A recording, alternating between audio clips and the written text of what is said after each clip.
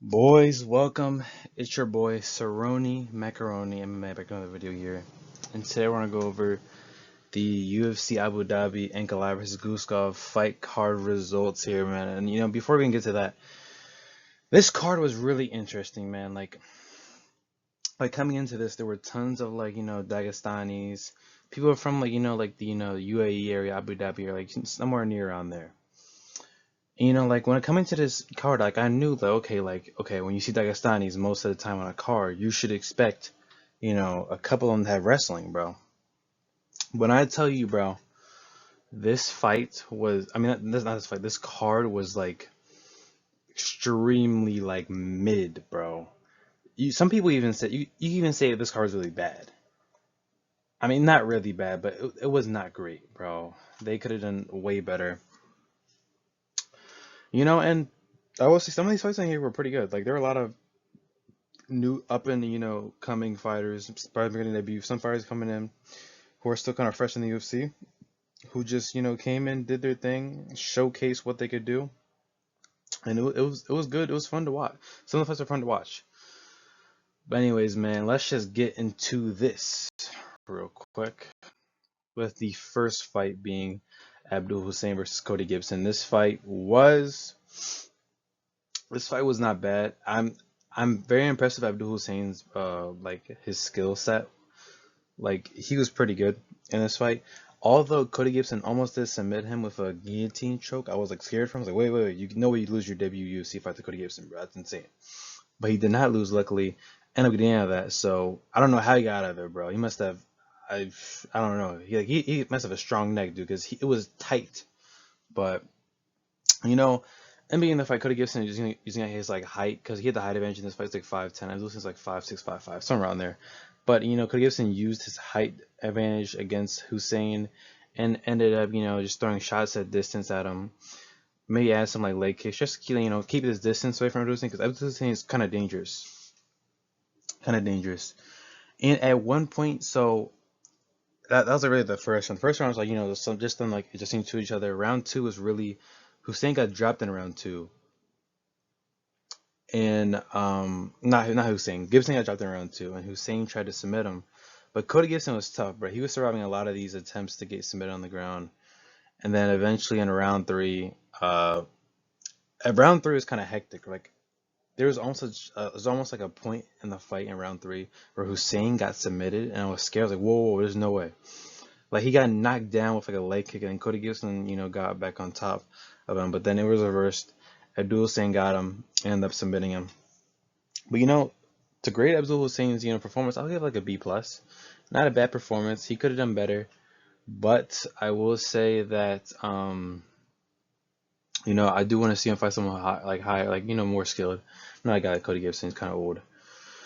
But overall, first fight on the card, not bad. It was a finish too. So with the next fight, we had Nurullah Ali versus Mike Davis. This fight, I'm not gonna lie, Ali is he did tears to the sport, bro. There's no way. There's absolutely. I kind of agree with what Mike Davis said, like on I believe he posted on Instagram, something like that. I saw him on Twitter though.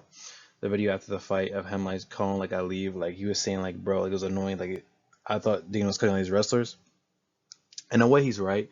But at the same time, Mike Davis, you are an MMA fighter, bro. You should know how to get out of these wrestling moves, bro. You should have some wrestling. You should have a wrestling base to you, a little wrestling experience to you, bro, to get out of these, bro. And I leave. Problem if I leave, bro, and this fight was that like he was just really just like, taking Mike Davis down, just rest holding him, just holding him there, trying to get a lot of ground control in the fight, which is like extremely boring. Normally, like when guys just do that. Like if you take someone down, kind of wrestle them here and there, but try to submit them, actually submit them, maybe just try to ground and pound them, and throw strikes at them on the ground. That's perfectly fine. But when you're a guy like Nurullah Ali, like I don't understand, bro.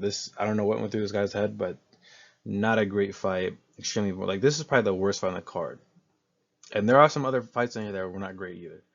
But I mean, it is what it is, man. Nurullah got the win here by decision. I hope to see Mike Davis back in the octagon soon because he didn't really take that much damage from Ali. Ali threw like less than 20 strikes. Like he landed less than 20 strikes and threw like less than 40, 30. So Mike Davis can come back pretty quickly and fight whoever, but it doesn't really matter. But anyways, on to the next fight here. We had Magomed Tushalov versus Brinson Ribeiro. Like another guy, another Dagestani guy on this card who's making his UFC debut. And I thought this guy was going to flatline Ribeiro in like the first round. I was completely wrong. Wrong, bro. Wrong. That's not what happened at all. Brinson Ribeiro was winning the fight for a pretty good minute. Tushalov was like scared to strike back. Like anytime Ribeiro threw a strike, he tried to counter strike him.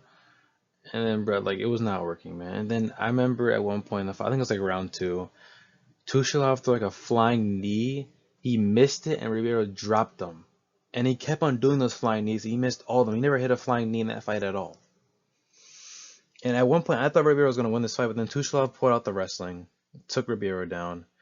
I mean, it is what it is, man. Another fight where like wrestling bails a guy out, but like I just want to see this guy strike because, brother, you're like a light heavyweight, bro. What are you doing? Like, get it on the feet, man. That's what we kind of see with like the heavyweight division and the light heavyweight. We want to see the fights on the feet, bro. Not a whole like slot fest where the guy takes him down like. And Ribeiro was trying to like strike on the feet too. At one point, Ribeiro did try to get like a Kimura lock on him, but it didn't work out anyway. But like Tushav really won this fight because like Tushav got saved by the wrestling in this fight, bro. If he didn't wrestle, this fight would have been like Ribeiro would have took all 3 rounds, 29-28. But it was the reverse. Tushav won that, so it is what it is, man. Let's just move on here to the next fight. We had Ismail Bonfim versus Axel Sola. Axel Sola re-impressed me in this fight a lot. Both these guys are pretty good for their respective skill sets that they have.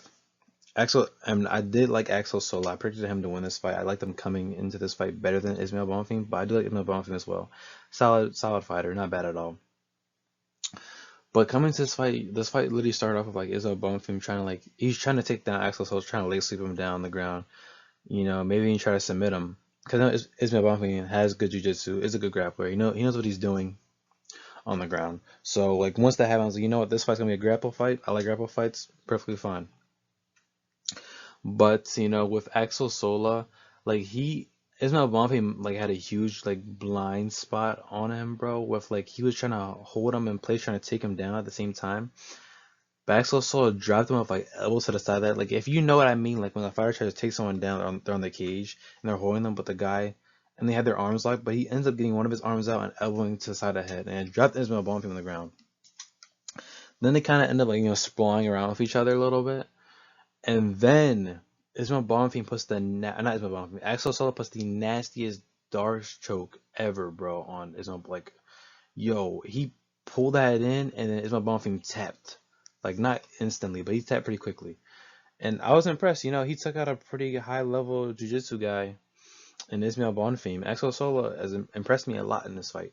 And I do want to see him fight someone higher up. Maybe I wouldn't say he fights someone in the rankings just yet, bro, because there's like he only has 3 fights in the UFC, bro, and he did lose his last fight against Mason Jones. That was a really good fight, but maybe he fights somebody else in the lightweight division who's like obviously better than Bonfim. I don't know. It's kind of hard to give him an opponent here, but I do want to see him fight a really high level guy as well, and maybe a guy who doesn't kind of put himself in a submission on accident. But it's what it is, man.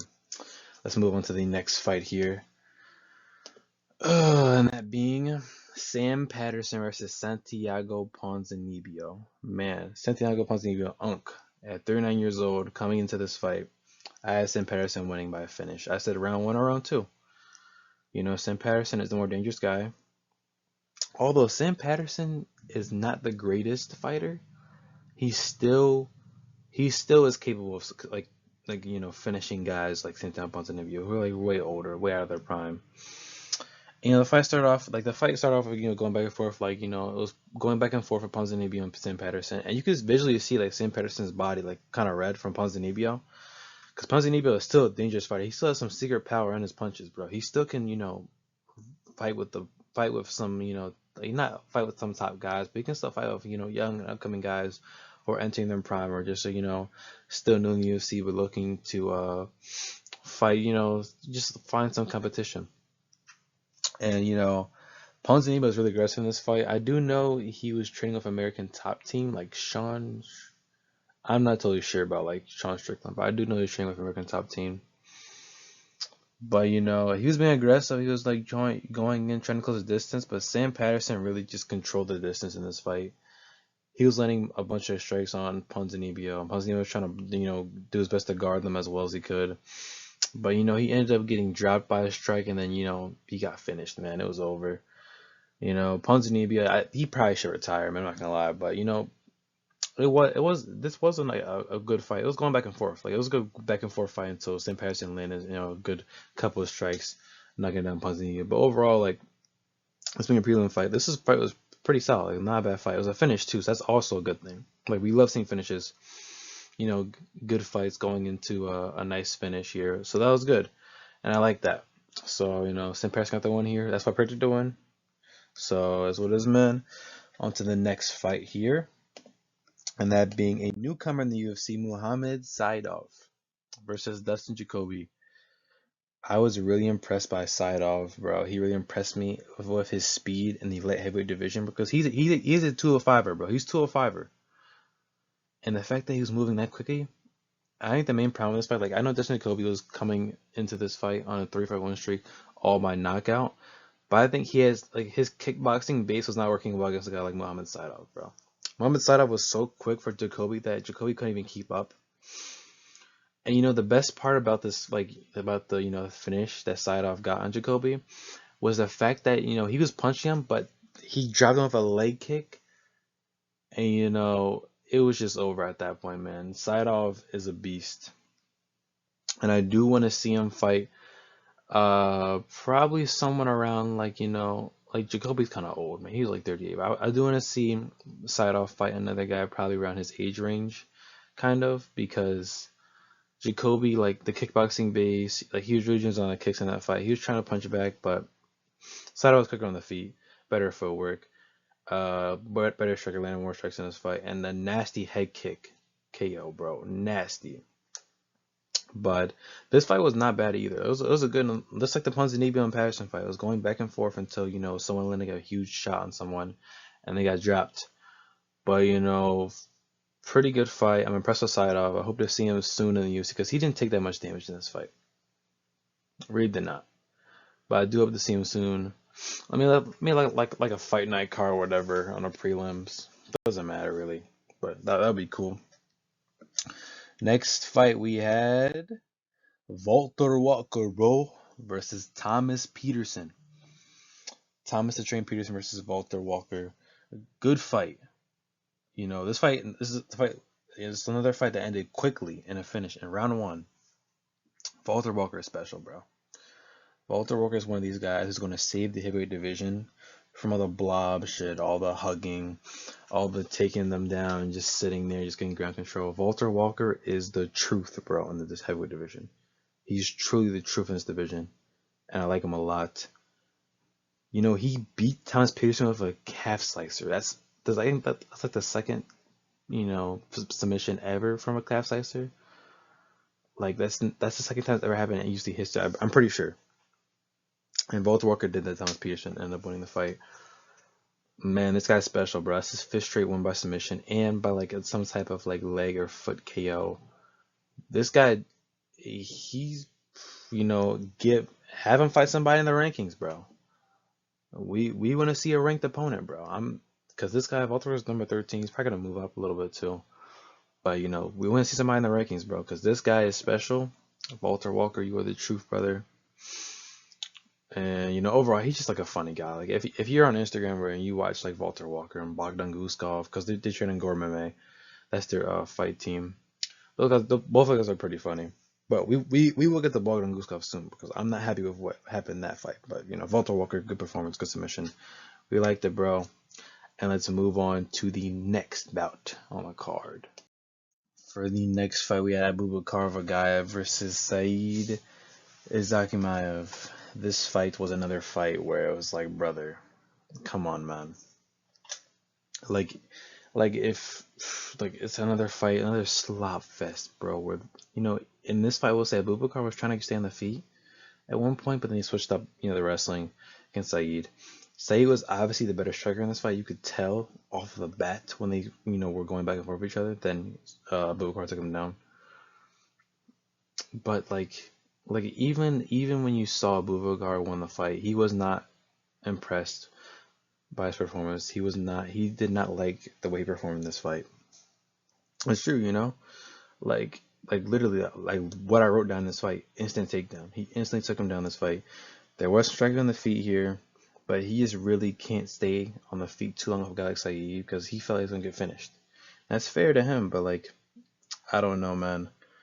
But Vagayev did take him down a lot. But I think the main problem with Saeed is that he needs to work on his takedown defense, bro. You should not be getting taken down that much by like Abubakar and Saeed are very similar in terms of fighting, bro. Other than like Saeed wants to strike, but like Abubakar is more a wrestler. But still, they're literally both Dagestani, bro. Brother, why are you getting taken down by Abubakar Vagayev? Like, what was it, like I don't know how many takedowns he had. Probably definitely around like 5, bro. But still, like this fight, I was not fully really impressed with this fight. Like this fight wasn't fully boring. The Ali fight, it was not like the Ali fight. Ali fight was completely boring, but this fight was not as boring. There were a lot of moments that like we thought Abubakar was gonna get finished here, but he ended up pulling it through and getting the win by unanimous decision. And like we all should have known that Abubakar was gonna do this shit because he's like one of Kamzat, like he's one of Kamzat's guys, bro. He's a Kamzat guy. He knows Kamzat. He's friends with Kamzat. Kamzat was in his corner, bro. So you should expect a wrestling stop fest. But on the other hand, Kamzat does get finishes. Abubakar and his personal career, he has like 10 decisions and like, bro, he's like more decisions than like finishes by a huge margin. And it's really, I'm not impressed, bro. Saeed, same thing with you, bro. Like that dude, 2 losses in a row, I believe. I'm pretty sure. Not a good UFC run. Abubakar, he got his win, but like, you feed him to a pure striker who knows how to defend takedowns, stuff takedowns properly, they will beat Abubakar guy for sure, bro. But I mean, this fight was whatever, bro. Another like kind of slightly boring fight, but it was not the worst fight on the card, but one of the worst fights on the card. That's why this card is so lowly rated for me because it was not as good as I wanted it to be. But anyways, man, let's move on to the next fight here, where we had Rezvan Kuniev, the terrorist himself in the heavyweight division, against Tyro Fortune. This fight was actually really good. A really good fight, actually. Like this fight went to 3 rounds, but Rezvan Kuniev finished Tyro Fortune, and then Rezvan Kuniev is huge, dude. Like compare him to Tyro Fortune in size, bro. They both do not look like heavyweights. Rezvan Kuniev is a true heavyweight for sure. Like I don't even know. Like I would want to know like what his like regular weight is, bro, because this is fighting weight. So I just want to like I don't know, man. Anyways, let's get into the fight here. Beginning of the fight, back like the thing with Rizwan Kuniev is he'll land a bunch of combo strikes on Taro Fortune, but then Fortune will come back with a huge heavy shot. Like I know Taro Fortune has power in his fist, but he was really trying to land like one singular shot on Kuniev anytime as a counter strike, and that wasn't a bad idea. But Kuniev utilized so many leg kicks in this fight, and they were so dangerous. But Fortune is a durable guy. And I remember, I don't know, I think it was round 1 maybe, but round 1, Kuniev, maybe round 2, but I'm pretty sure it was round 1. Kuniev landed like a nasty leg kick to the ribs, and I believe he hurt Tara Fortune's rib really badly on his right side, which is devastating, bad injury. And then he was busting up Tara, like it was like he had a huge welt around his eye, bro, swollen bad. Like Cunha beat this guy up, but Taro Fortune, he was taking like a man, bro. Like he was trying to fight back as best he could. But Cunha, man, like this dude, like I do hate him. This guy, I still don't fully like him, but like I will say in this fight, this is probably his best. This is definitely no, not probably. This is definitely his best fight in the UFC ever. Maybe his best fight in professional fighting, professional MMA. But this fight was not bad. I would say the best part about it was when like he was just landing like kicks simultaneously on Taro Fortune, bro. Taro Fortune he was trying his best to guard them, but and then the way Taro Fortune got finished was Kuniev landed a bunch of knees to like his head, and then Fortune like fell back and it was over. It was like Kuniev is dangerous, man. I do want to see him fight someone. I don't really know who he fight next, but Not a bad performance for Kuniev here. Let's move on to the next fight we got in the card. No John Burk, only Chanko, with Magomed Chanko Zainukov versus Damien Zapechki. And coming into this fight, I thought Zapechki was going to win this. This fight and the Steve Erceg fight versus Ramazan Tamarov fight were the only two fights I got wrong out of all my predictions. Pretty sure. But Magomed Zainukov, he's really impressed me in this fight. Like, this dude he hawks people down, bro. He's a really good striker. That's probably his best thing. Like his way he strikes, he's kind of like a boxing. He's really good boxing, bro. He knew what he was doing in this fight. It was going back and forth for a minute, but Zapechki's a tough guy, bro. Really tough. I mean, Zainukov, the reason why Zapechki got started damaging that fight was really because of Zainukov's elbows. Like, he was getting some very bad elbows in Zapechki, bro. And at one point, he even knocked his mouthpiece out with a kick, I think, or might have been a jab. Might be mistaken there, but another really good fight. Zainikov did win by decision. I thought especially going to finish like round 2, maybe late round 3, but he pulled it off. I do want to see him come back and not gonna fight again.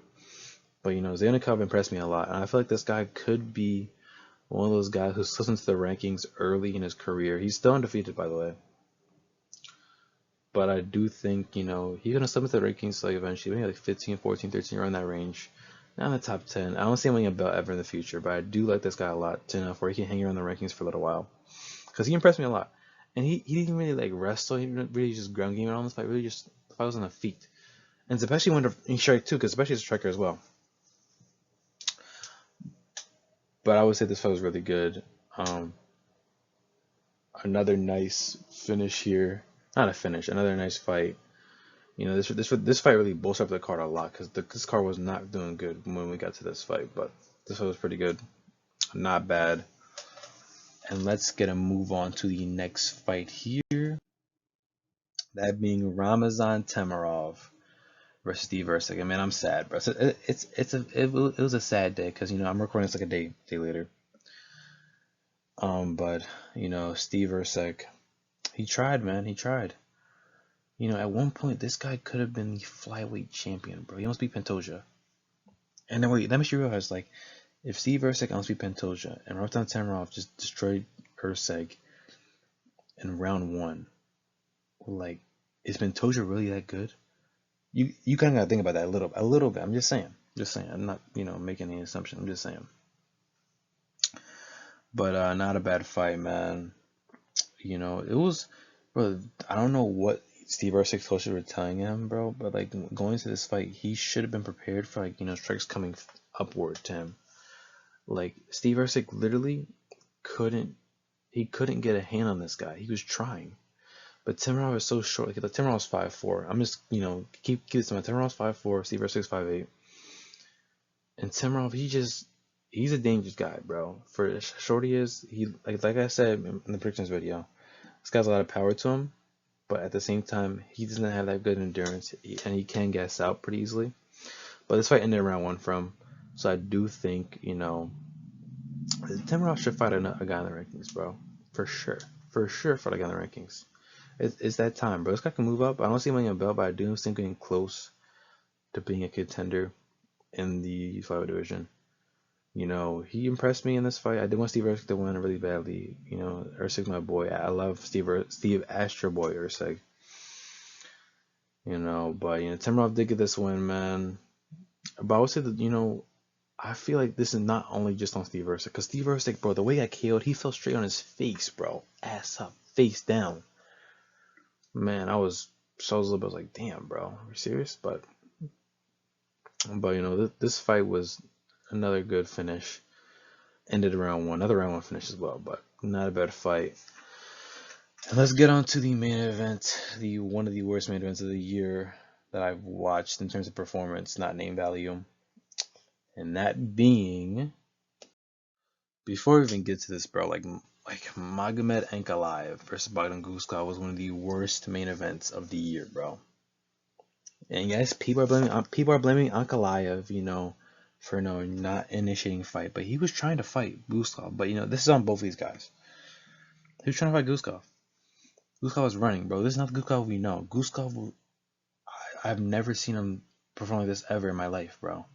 He was running from Ankalaev. Brother, what are you doing? Where are you going? His nickname is literally the Hitman. In this fight, you didn't hit nothing, bro. He had like less than 40 strikes. And then in this, like Ankalaev, he was trying to strike on the feet of Guskov. It was really like, they were both kind of scared. They wanted to see who's going to land the bigger shots. At first, they're kind of like, testing each other. And then it ended up being like, Ankalaev had to take him down. He got a bunch of ground control on him. And that's really why Ankalaev won won this fight. I mean, this fight went to decision. This fight was a finish, but if this fight went to decision, Ankalaev would have won this fight by decision, for sure, because of the ground control he had on Guskov. And he landed more strikes on him. But Guskov, brother, we need to see better. And at one point, before this main event, before like this fight happened, I was like, you know what? If Ankalaev wins this fight by like a vicious finish, he should be fighting Carlos Oberg like whenever, bro. In 2027, yeah. He should be fighting Carlos Oberg for the heavyweight belt. But now I'm like, brother, you need to fight someone else now, and you need to really finish this guy. Because I think the ref was Mark Goddard in this fight.